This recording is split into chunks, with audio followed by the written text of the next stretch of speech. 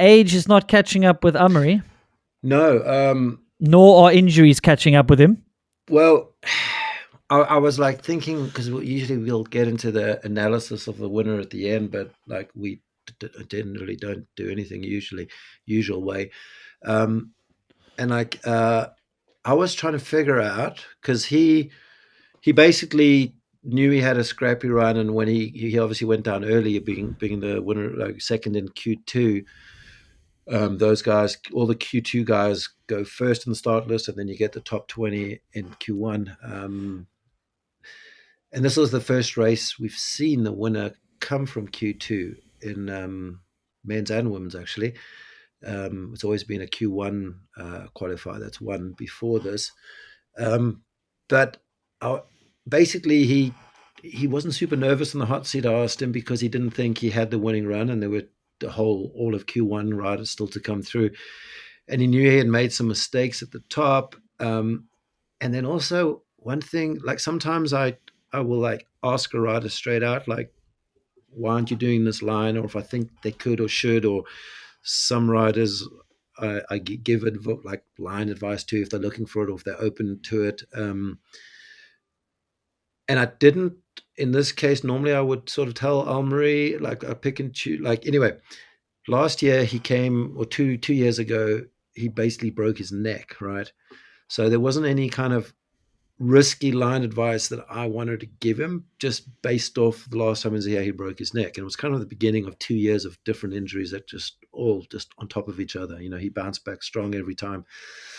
But the whole week, he wasn't doing the double rock drop that you saw Pierron do so well. You saw Asa do so well. Basically, anyone that did well really nailed the rock drop wall towards the end of the run. And if you even, they've just put up the GoPro comparison. They've got overlaid Aces and Amaury's because they were the closest two riders together time wise. And you just see how much time Amaury pulls on the first sort of greasy, long off camber first wood section. And then you see Ace pull it all back. So there was just literally two sections on the whole track that separated those two riders. The rest of the track they rode pretty much on pace. And basically, two things happened with Amaury there. He flattered there in his quali, riding a bit more aggressive. And his teammate Dylan Maples basically separated his collarbone, tore his ligaments off his collarbone, another like third injury in a row for Maples at somehow is like a Superman. So like I obviously, knowing his history, broken neck, Maples crashing, him flatting, I just had no place to say, hey dude, you need to man up and ride that rock garden quicker, better, faster.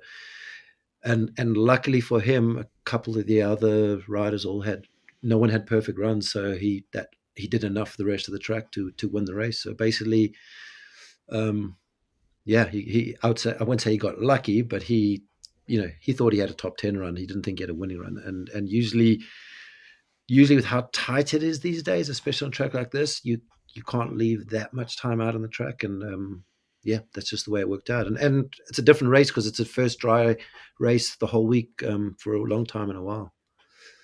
Yeah, and I mean, a few things stand out. Like Amaury mentioning over and over, like he didn't think it was the best run. Like that track is that it must be one of the finest lines of all-out aggression, mixing it with precision.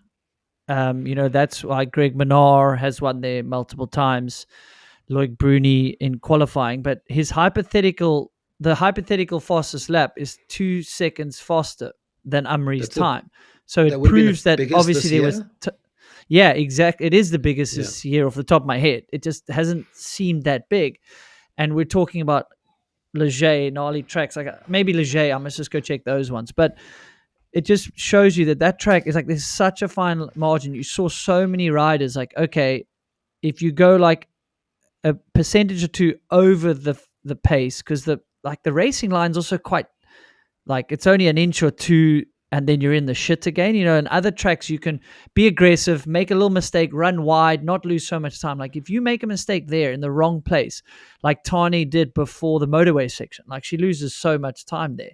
So yeah, your run doesn't feel that perfect there, but it was perfect enough, right? Compared to how many flats there were, how many crashes, mistakes, and just like guys overriding the track. Like someone like Lucas Shaw, I thought would be really good there. And he was. Ronan He Dunn had a was. great I mean, run, so it shows like Lucas Shaw was on podium time till his mistake, right? And yeah, his yeah. mistake is in like such a challenging little turn, and even Jackson said it would be one of the most challenging turns because Luca was clearly going for the win, like his aggressive pace for him, and then you just overcook it in one section. But Amaury ties Sam Hill.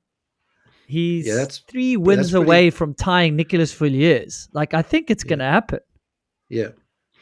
Like, he can still do some winning. He's winning after a broken collarbone in the middle of the season. Just think about that.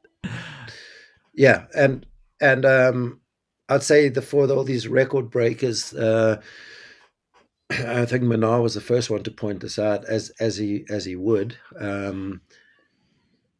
Like there's more races now. We went through years of just 6 or 7 downhill races, and now we're getting up to 10, and moving forward is looking to be the same, which is amazing and awesome.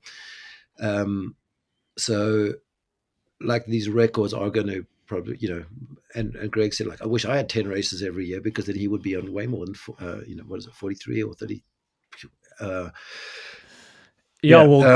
Gwyn might be a lot more, because when he was going on a rampage, if he had more races this season, he was winning more as well. So it goes both ways, Exactly. Yeah, I mean, in a shorter season, Amaury might not have come back to this sort of pace and not had a win in this season. So it's super interesting. But look, props to him. He didn't really expect it, so he didn't feel that good. But it shows you like class, it rises to the top that he just goes and gets the job done.